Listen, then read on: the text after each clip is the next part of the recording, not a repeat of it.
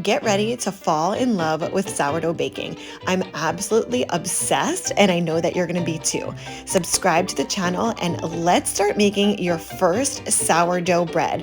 It's going to be so much fun, and I want to make sure that you're ready. So come along and let's dive in. Here we go. Okay, you guys, requested by popular demand, this video is how to make and bake your sourdough from start to finish. Now, I have to warn you that this process is a 2-day, very long process, but I have found some tricks and some hacks over making sourdough over the past few weeks and a couple months now that I think that are going to help to make your journey a little bit easier, a little bit more smooth, and so enjoyable. So I'm going to share with you the entire process from start to finish. You want to just make sure that you have your starter with you. This is one that I've been using for a few months now, but it takes a good 3 days to get this bad boy going in the beginning. So make sure you've got your starter amped up, ready to go. This is, I don't know if you can see that. This one is super ready. So we're gonna go start this journey. All you have to do for the first part of this process is make sure you have a really big bowl, a bunch of flour. This is some farm flour, your starter, a kitchen scale, and then also some kind of a whisk. This is, I think they call it like a French whisk. I'm gonna link everything in my Amazon store under sourdough making, and then some kind of measuring cup or dish or bowl where you can put all your flour in and you can mix it in little by little. I use this just because it's a little bit easier, but again, I'm gonna link everything below, but this is what you're gonna need to start. Let's go. So here we just have your starter, we've got the kitchen scale and your flour. And you want to zero out your scale so you make sure all of your measurements are exact. It's really important that all of your numbers are exactly what they need to be for baking, or the sourdough isn't going to come out the way that you want it to. So right here, you're going to add 250 grams of your starter. And again, if you go over, you want to make sure that you take out the starter or add so your numbers are exactly 250 grams.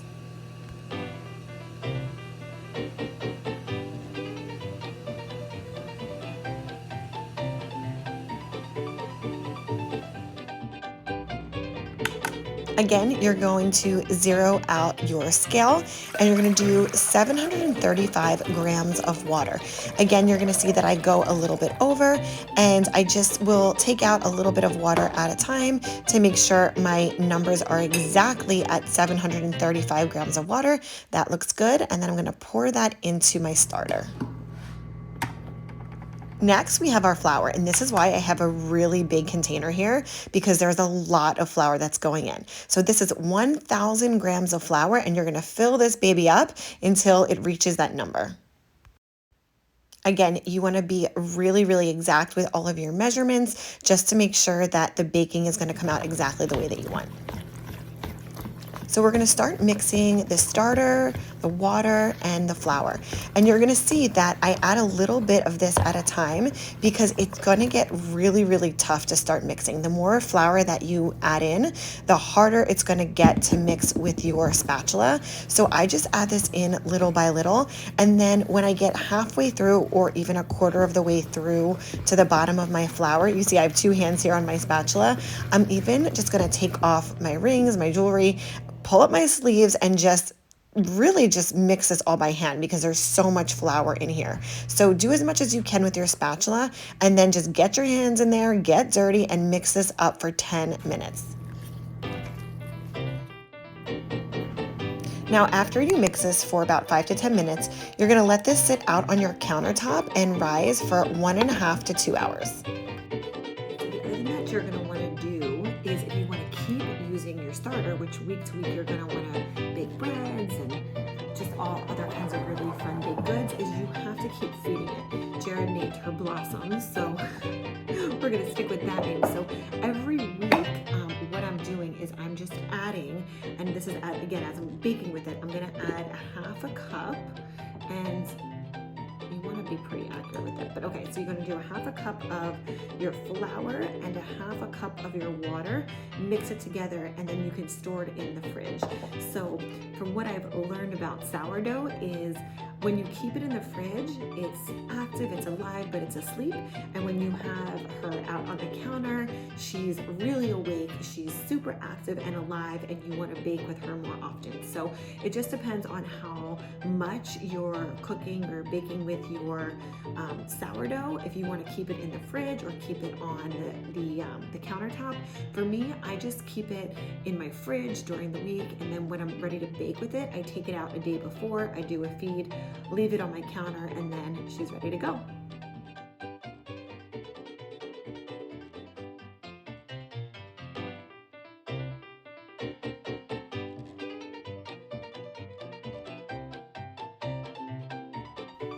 After 2 hours, you're gonna fold in 24 grams of salt and 50 grams of water. So you wanna make sure, again, that these measurements are exact. And as you fold this in, you're gonna put in the salt, you're gonna put in the water, you're gonna fold this in for about another 5 to 10 minutes, and you're gonna feel in your hands the salt is gonna start to disintegrate. So once you can't feel that salt anymore, then you know that your dough is good to go, and it won't be slimy or it won't feel grainy. It'll go back to a regular feeling of dough. Now I'm just gonna pop this in the fridge overnight and start with day 2 tomorrow. Hey guys, it is day 2, and as you can see, the sourdough has doubled, tripled in size. It is super bubbly and ready to go. So we are going to dust our, make sure, by the way, you take off all your rings, like any jewelry. Wash your hands beforehand, roll up your sleeves, and then you're just gonna dust your cutting board with some flour and pour this juicy, bubbly sourdough off onto your cutting board. So this is a really fun part of the process. My kids love doing this with me. You're gonna put your dough out on your cutting board, and this is where you do your stretch and folds. So what you're gonna do is you're gonna stretch this, fold it, and then build tension in your loaf to give yourself those really nice peaks and even air pockets in your dough. You're gonna do this process twice. So your stretch and folds and your rolls, you're gonna do 20 minutes apart. Push it away, bring it back.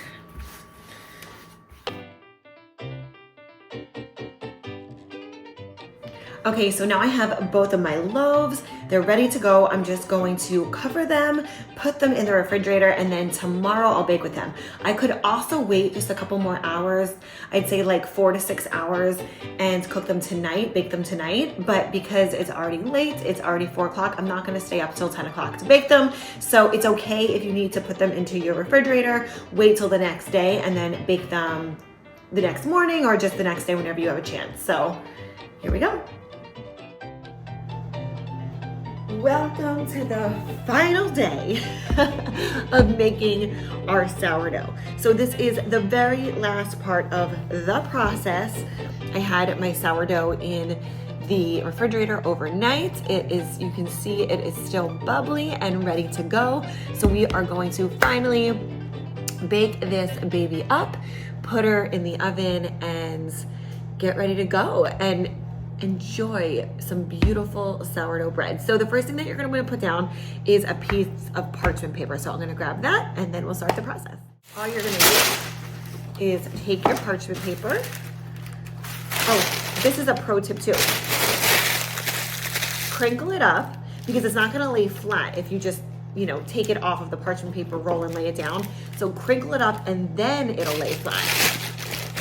Little pro tip there. So now that it's crinkled up and ready to go, I'm just gonna start by sprinkling just a little sprinkling, a little dusting of some flour. Then we're gonna take our sourdough loaf. Beautiful. Let me get you a close up here. And then we are going to score the sourdough, which essentially all it means is you're gonna put a beautiful pattern on it. So let me show you. I'm gonna turn these into stalks, like wheat stalks. And again, there's no right or wrong way to do this. It's just what do you want your pattern to be? And maybe there's some, something special you want to put on here. There's nothing right or wrong, no right or wrong way of doing this. But you do want to make sure that your lines are deep, so you are gonna see the pattern. Otherwise, it's not gonna come out in the design. Oh wait, we want to go this way. I also have some really fun stencils that I use too. Let me do like another one and another one. And again, I just kind of play with it, and like, there's no wrong way to do this. So then when you're done, you just want to go all the way through here to give that a nice deep cut. You guys can see in the video. Okay, and then I'm just gonna put a little G in here. Mark it for Glandt. And there we go. And then, oh, you know what? Let me do some stalks over here. Some wheat stalks there. And there we go. We have our sourdough. So the next step is, let me show you, we're gonna pull our Dutch oven out. Our next step is we're gonna pull our Dutch oven out of the oven. We're gonna take this entire parchment paper with the sourdough on it. We're gonna put it in the Dutch oven with a little bit of water to create some steam, and then we're gonna put it back in the oven at 425 for 30 minutes.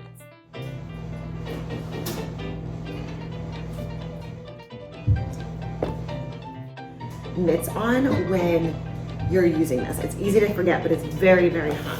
Move this out of the way. This over. Pop it in, and then we're gonna put some water in just to give it some steam.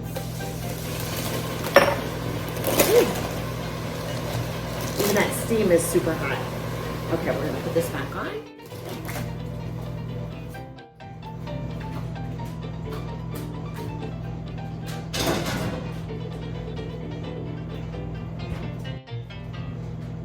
There we go.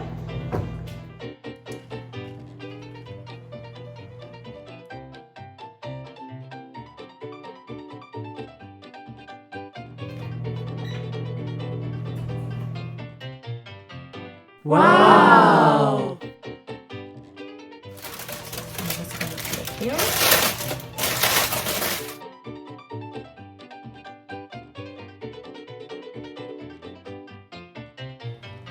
Just made the butter.